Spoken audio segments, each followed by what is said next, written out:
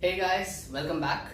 So in this video we're going to the most important topic of this chapter, which is called Kirchhoff's law.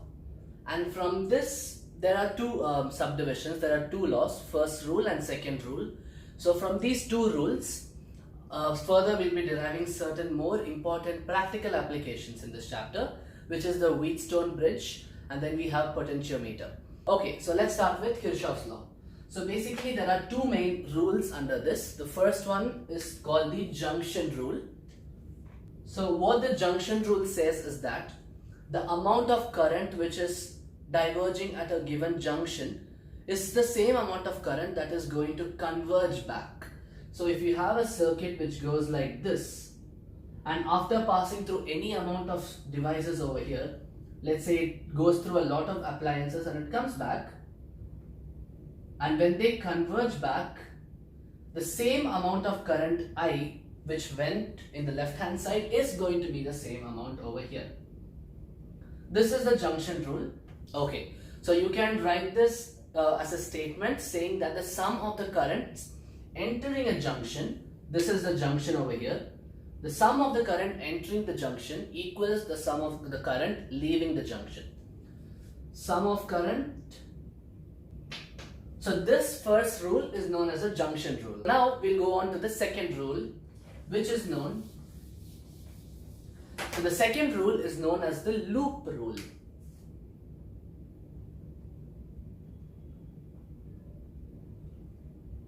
So what the loop rule states is that the total change in the voltage potential difference in any given closed loop is 0 at all times. Sigma V is always equal to 0 for a closed loop. You cannot consider a part of a section in this way, it must be closed. So if you have a circuit in this way, I'll draw a bigger circuit. So if you have a circuit, let's say with one resistor over here, another resistor over here, and a battery over here. So now what loop rule states is that the total potential in this loop, that is this loop, is equal to 0. The total potential in this loop, even though there is, it's as if we are considering it in this manner, as if there was no battery, even the total potential over here is 0. So this is one loop, this is one loop, and also this is one loop. So totally you can make 3 loops in this case. So this is how we are going to divide circuits into loops for solving numericals. So this is the loop rule. The total change in potential in a closed loop equals 0. Okay, since we have seen Kirchhoff's law, now let's try solving a simple problem so that we understand how to apply it. Okay, let's do a problem. Okay, so here we have a problem. This is a circuit. But the question is, we have to find out how much current is flowing through the ammeter. This is the ammeter. You can consider ammeter as another resistor. The whole point of ammeter being here is just to find out how much current which is flowing through it. The question could also be like how much current is passing through this resistor. So ammeter is just a device which takes up some current. So we need to find out how much current is flowing in this loop to find out, which is same as the total current flowing in ammeter. So that's our objective over here. So first we need to label the currents. We can start from any of the cells given.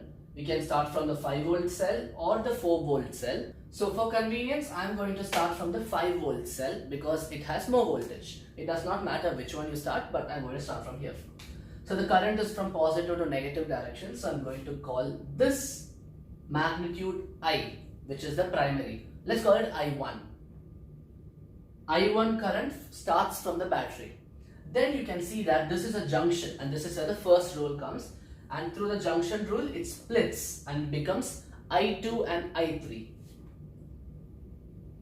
And a trick for solving these questions much easily is, instead of taking I3 when the junction splits, you can consider it I1 minus I2.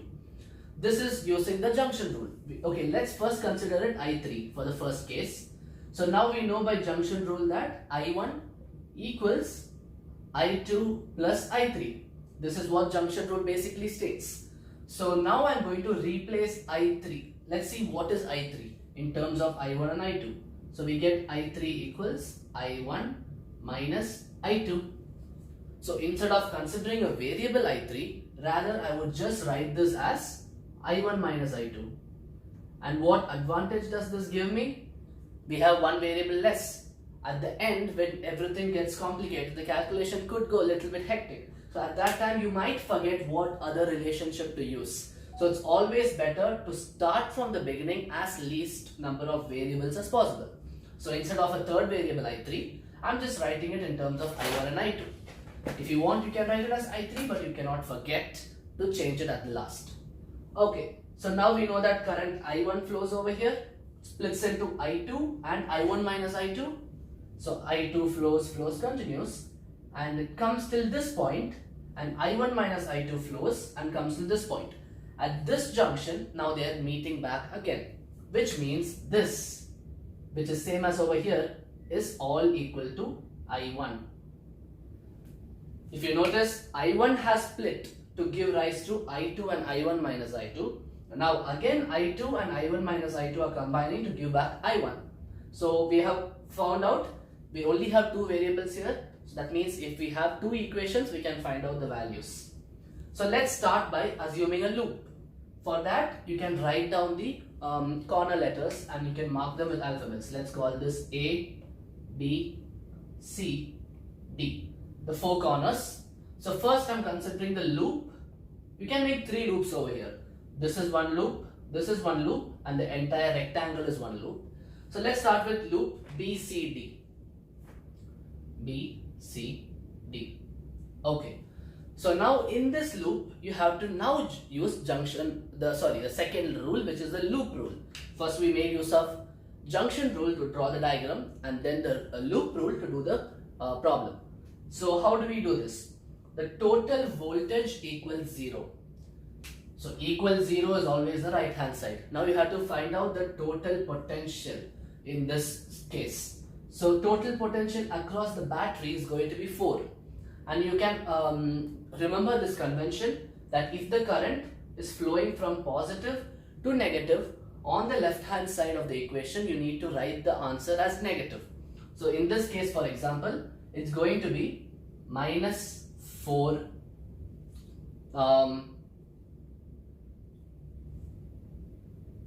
IR. Yes, correct. Minus 4 plus the current is flowing through the 60 ohm resistor. Now what is the voltage? V is equal to IR. So it's basically I2 times R. I2 times 60 plus, for easy for making a note of the direction, it's always better to assume a convention. So it can be of your choice. For example, this is the anti-clockwise direction. That is, if the current is flowing in this way, I'm going to consider it positive. If it is in this way, it implies it is positive, and if it is in this way, it implies negative for this loop. So you have to always assume a direction in which it is positive and the opposite for negative in any loop, and this is up to you. You can choose which direction you want. You can even keep it the opposite way. So for example, at 4 volt battery, it is going in the direction we have assumed, that is in this direction. So it's going to remain as positive, but since it's a battery, it's the opposite convention. The only exception here are for cells. In resistors, it goes purely according to the convention you have chosen. For example, directly upward, which is in the anti-clockwise direction you have assumed, so it remains at positive. Now let's look at it's not over. The loop we have considered is BCDB. Well, it has to come back. It's a closed loop. So it's this triangle. You notice that there's an ammeter. But now, if you notice, the current is passing through the ammeter in the opposite direction of the convention you have assumed. As you notice, it should go in this direction from D to B to be positive. But here it's in the opposite direction, and that means it's a negative sign. We have seen that here. So minus I1 minus I2 times the resistance of the ammeter, which is 20. I'll just write it over here. Minus 4 plus 60 I2 minus I1 minus I2 times 20 equals 0. This is our first equation. This is equation number 1. Let me just simplify this and write it in the final terms. So 60i2 minus i2 is 61i2. 61i2. Then we have one more term. Sorry, I forgot the 20 over here. So 60i2 plus 20i2, which is 80 times i2, and we have minus 20i1 equals 4. I've taken this 4 to the other side. Now we can divide throughout by 4 and we are left with 20i2 minus 5i1 equals 1. So this is our first equation. We need one more equation and then we have the answer. So for that one more equation, now let's consider the second loop, which you can choose it to be the rectangle or the other triangle. So I'm going to consider the triangle ABD. So let's do that in the next slide. This is one of the equations.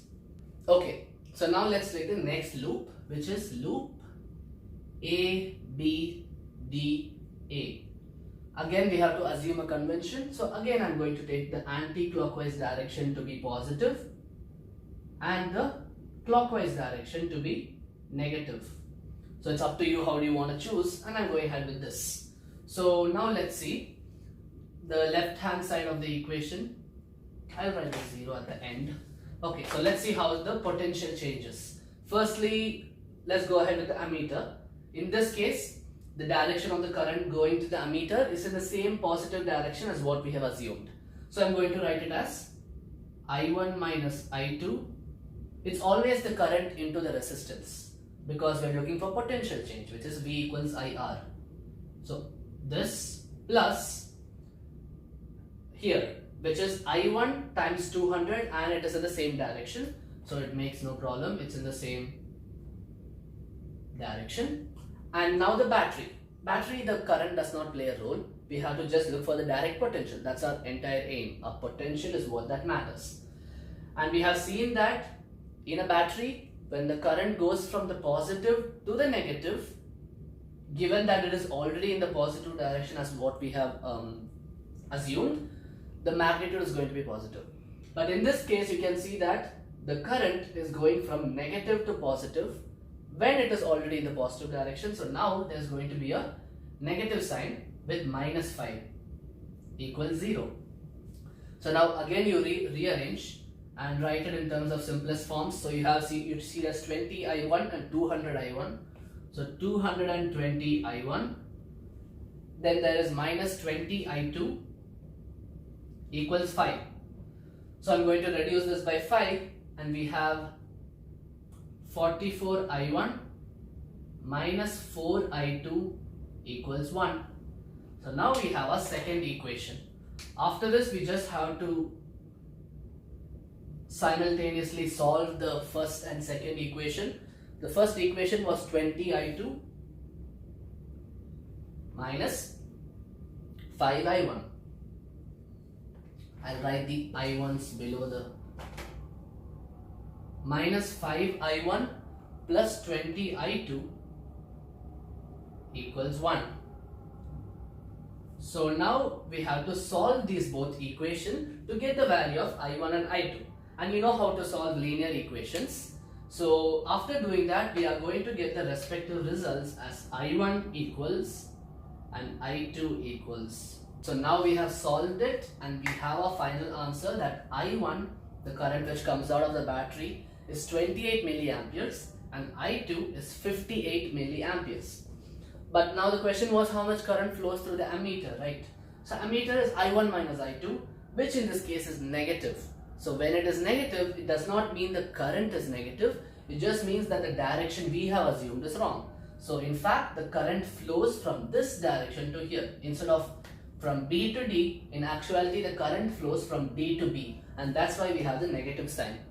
So this is how you solve a Kirchhoff's law problem, and in the next video we'll see the practical application, which is the Wheatstone bridge and meter bridge. So thank you for watching and stay tuned.